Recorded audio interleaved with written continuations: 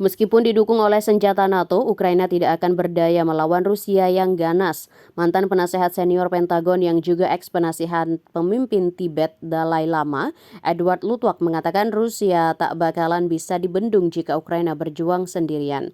Senjata-senjata yang dipasok oleh NATO pun hanya bisa memecah kerugian lebih besar dari gempuran pasukan Vladimir Putin.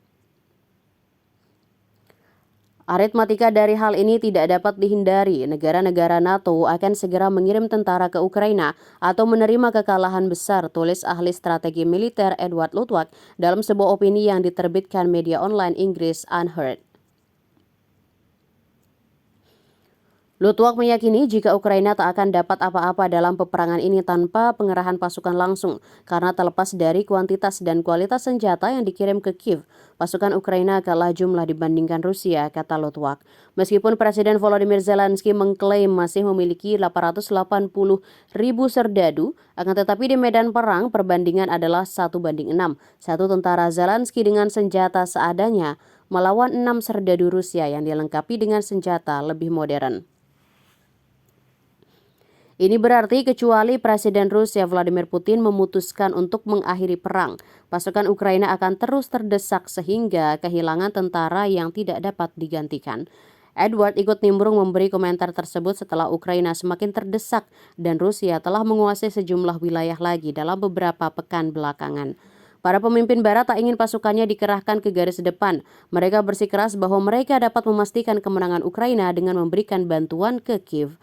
Hanya Presiden Prancis Emmanuel Macron menyatakan pada bulan Februari bahwa pengerahan pasukan langsung oleh anggota NATO tidak dapat dikesampingkan.